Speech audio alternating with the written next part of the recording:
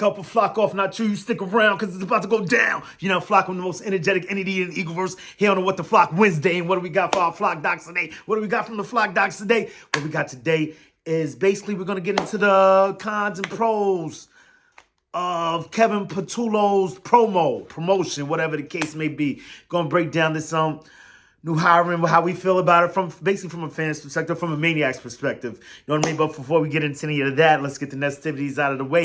Please like and subscribe. If you about that fly, Eagles fly. Drop a comment in that box if you're flying with the flock.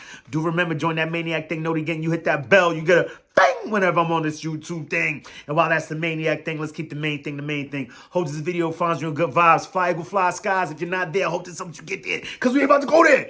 Oh, yeah.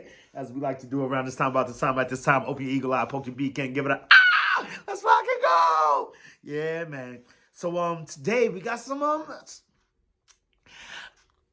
it's a very polarizing news. You know, there are gonna be people that feel this way about it, people that feel that way about it. I'm in like both corners. I see the pros, I see the cons, and I like to end this thing on a good note. So let's get into the cons. I mean, it's not too many, and everyone knows what it is right now.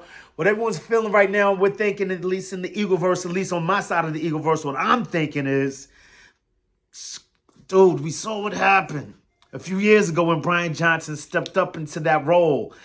We hired internally. I mean, you kind of want to keep it internally because we've heard what Jalen Hurts has said over the years. I mean, we know what Jalen Hurts has gone through over the years. Jalen Hurts, I believe, he's been in the NFL, 5 years now? 5 different coordinators.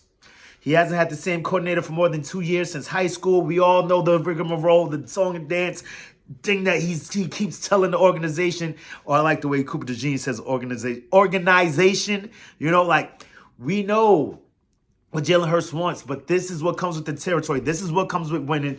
The rest of the league is going to come out here and poach your whole damn coaching staff, man. Like I heard Brian Dawkins say on Gun on One about a week ago, like, well, can y'all just leave the Eagles alone? Let us be us. Let us be great. Why y'all come shopping over here? And I mean, of course, I mean, you know, this is just inside one of these weird-ass crevices of the mind of the maniac.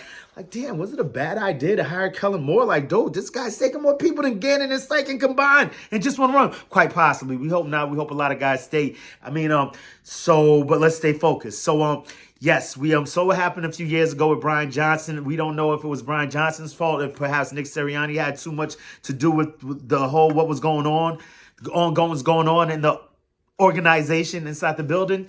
So there's that to contend with. Not to mention, we saw Brian Johnson and Nick Sirianni's offense. A lot of us credited to Nick Sirianni, our coach who we love and we endeared.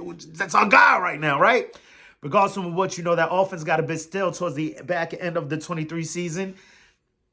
And we just don't want to retread of that because that was disgusting, and we're going to get into the positives in a second. I mean, I could do the back and forth right now. However, I just want to stay in this space of the negatives. So we've got Brian Johnson is just all over our heads. I believe that's written on both points I just made right now. Nick Sirianni still offense towards the end of 23.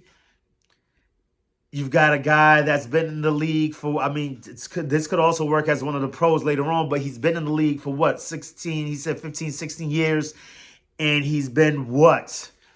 You know what I mean? I mean, that could work as a plus also, but I mean, there's a reason why a guy is where he's at and hasn't gone to the heights that, you know, that I'm pretty sure he aspires to acquire, right? So we've got that going on, and I just keep coming back to the stale offense of 23, dogs. Like, I don't want to see that again. But you know what? See, I'm harping on it because I'm trying to reach for other negatives right now. You've got him being in the building. Perhaps offense gets still sticking around. Perhaps reverting back to Nick Sirianni's offense, which, like I said, in that 23 season, left a lot to be desired. So, I mean, if I'm looking at it just that alone, there's not really that much negative. It's just it's a very big negative that could backfire incrementally. However, what I do see is that one of the main things that I do like about this hiring is you've got Jalen Hurts getting some continuity with the same guy, albeit a new offensive coordinator, a new play caller, if you will. However, it's a bit of continuity. Someone that he's actually been with in the NFL since he's been here, because I do believe Kevin Patullo is a layover from damn near the Chip Kelly regime. Do your fact checking on that, right?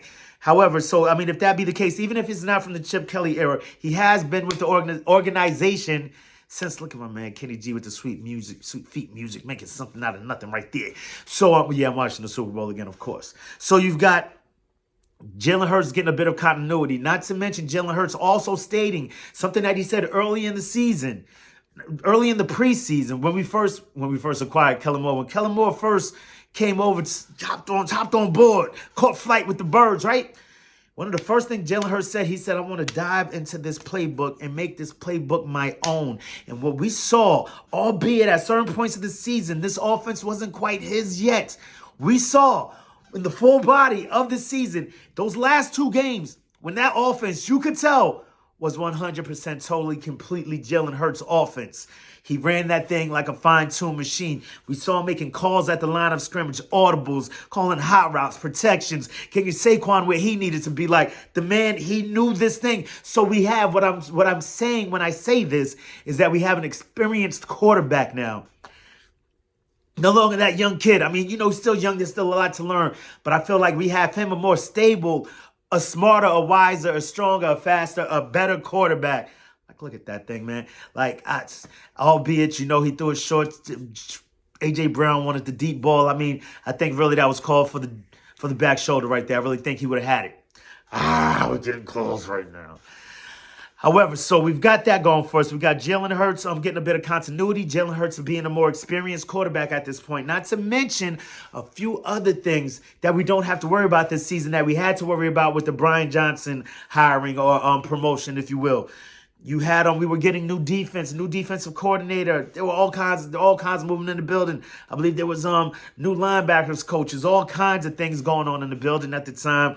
We had new quarterback coach, new offensive coordinator, all kinds of things going on. I know I sound like a broken record, but I just want to exclaim that fact. There was so much more going on in the building, whereas we're not going to experience that much from that side of the ball with the continuity of Vic Fangio on the defensive side of the ball. So in the event that the offense did have a bit of a step back, not to mention, I do believe, albeit we're super upset about the last seven games of that season, I do believe the offense was still a top 5 offense. It was the defense that was the problem, and we've got a lot of stayover, a lot of layover, a lot of guys. We're retaining a lot of the defense. A lot of the defensive players, albeit Christian Parker could be leaving the building, and other guys. No, I think that's the main one that we're all concerned with, and that we all want to keep Christian Parker.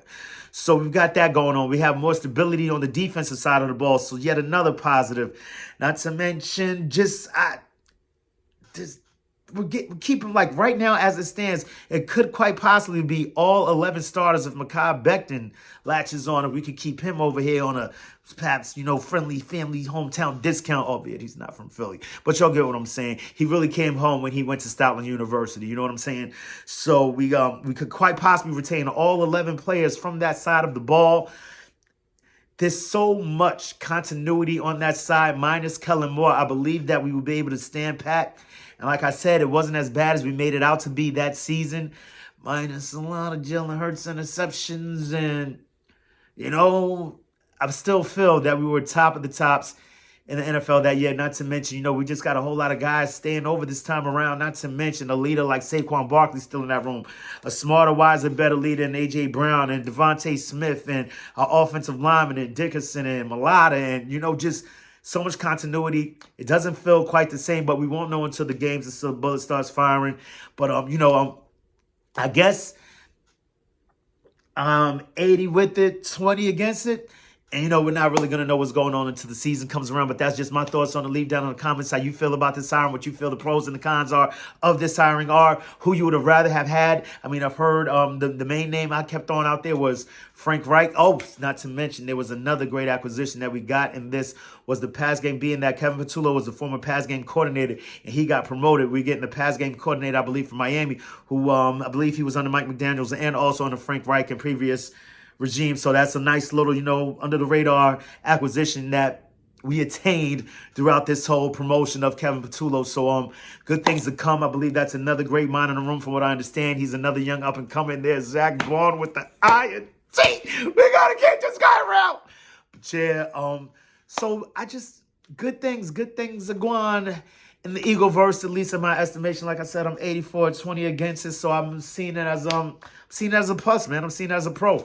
For the pros, for our pros. So let's flock and go. You already know I like to do around this time, at this time, man. It's always the Eagles o'clock around here. Open your eagle eye, poke your beak in, and give it a and ask these questions. What you gonna do when Eagle Mania swoops down and runs wild on you? We gonna get chips, Mitch. Let's flock and go and do it with me one time before we get out of here, man.